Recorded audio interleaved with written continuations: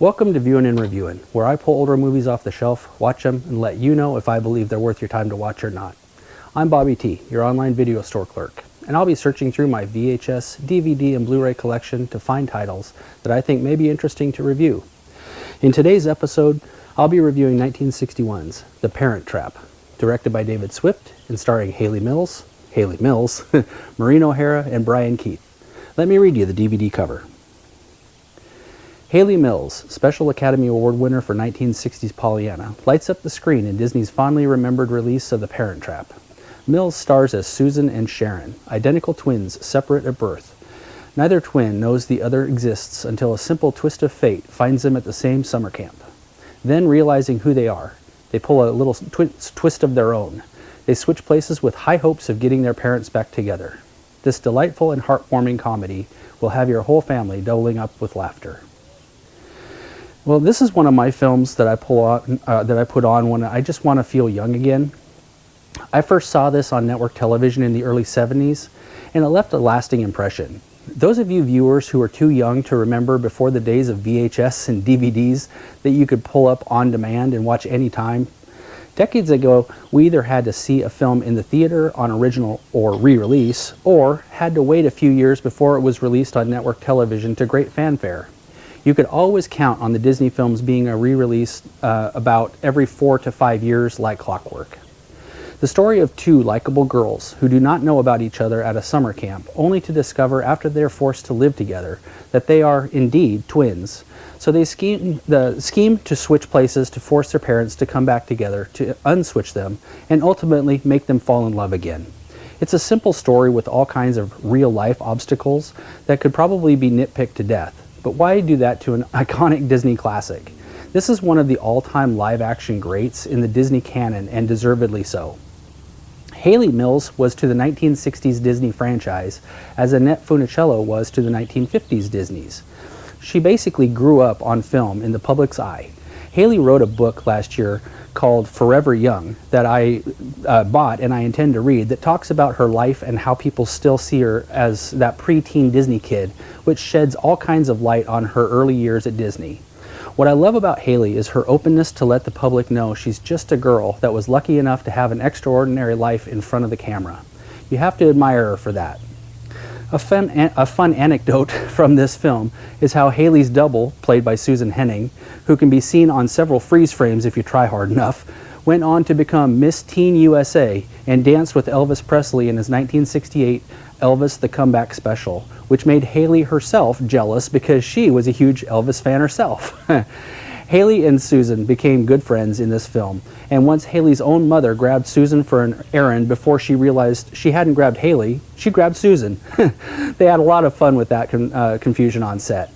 In this lovely film, Hayley first pulls double duty at Camp Inch, a rugged girls' summer camp that is a wonderful throwback to yesteryear. Susan and Sharon are long-lost twins that never knew the other existed until forced together. Once they realize they're sisters and hatch their plot to do the switcheroo of their parents that are unknowing, the film really does get going. California-bred Susan travels to stuffy Boston to meet her exquisite mother, while well-to-do New Englander Sharon gets shipped off to sunny Carmel, California to meet her dreamy rancher father. The Boston sequences and family are quite fun if they are somewhat green-screened on the outside shots.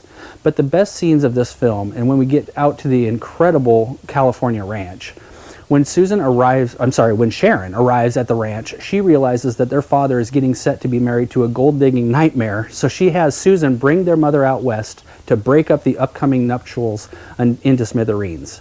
It's fantastic fun. And once we meet the twins' feisty mother, played by Marina O'Hara, we really want their heavenly mother and the dashing father, Brian Keith, to end up together in the end. Now, I've always dreamed of the California Parent Trap house and its breathtaking setting, and always wanted to visit the filming site. However, I found out recently it was filmed on a Disney-owned acreage in Central California where the exterior was a facade and the interior was a Hollywood soundstage. But don't despair like I did. A YouTube friend of mine, Marina Coates at Mockingbird Lane, and her cinematically inspired design page lovingly recreated the entire Parent Trap home in a computer graphics walkthrough tour you're watching right now with Marina's permission. And thank you very much, Marina. I'll leave a link below to both lower and upper floor tours so you can experience the incredible detail and fabulous decorations used for this glorious film. On Marina's site, you'll also find many more walkthroughs of iconic 50s and 60s television and film homes. So once again, thank you, Marina.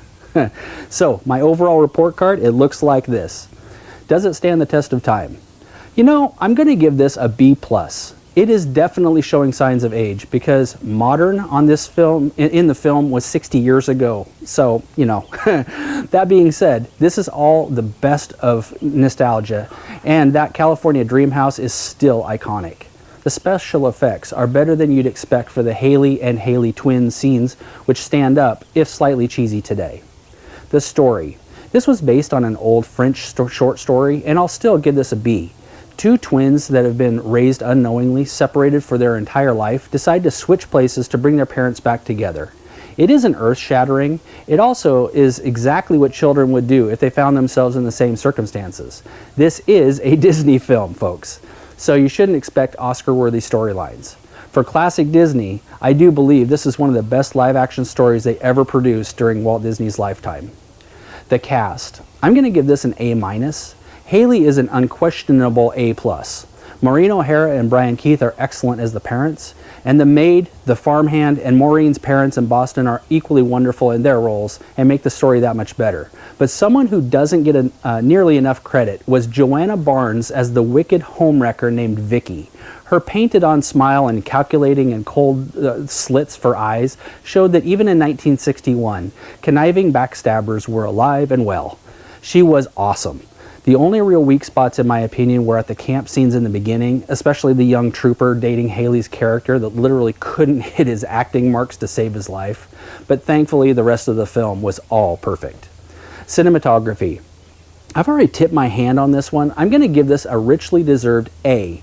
Although the green screening takes slightly away from the otherwise beautiful filmed movie, the split screening of Hayley as Susan and Sharon was a marvel at the time and deserves much praise. You saw Marina's recreation of the California ranch house earlier in this podcast, and it's spectacular. The camp scenes, I can attest, looked exactly like a camp I went to in the early 70s with the same cabins and activities.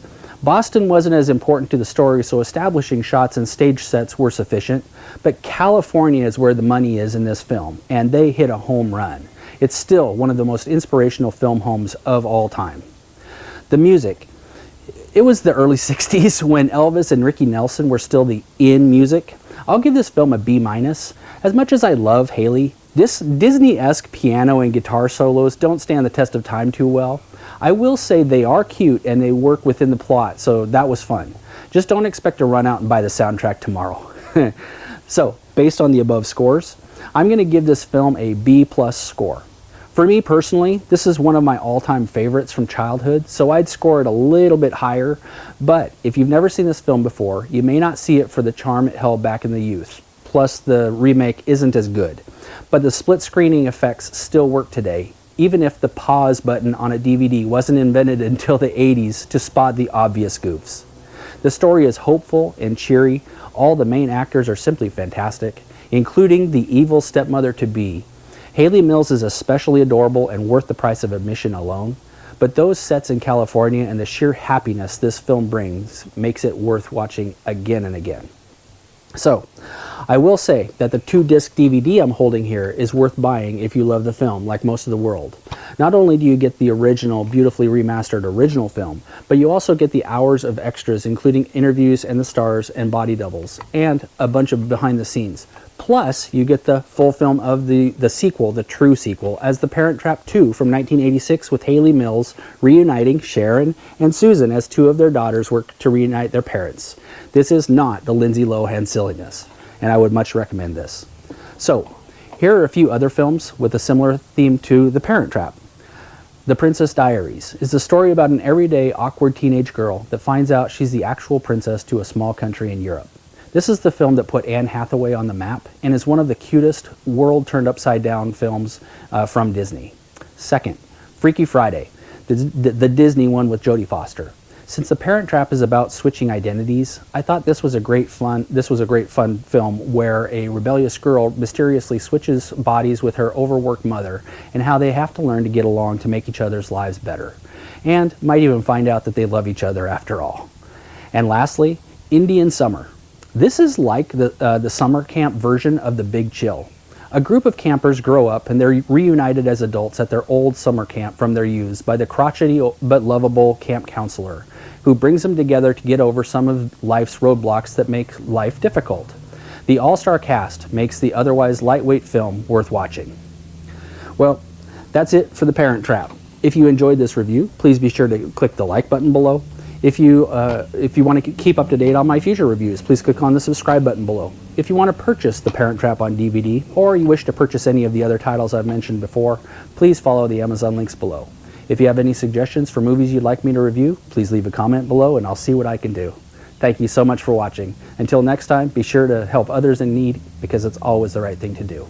And have a great week.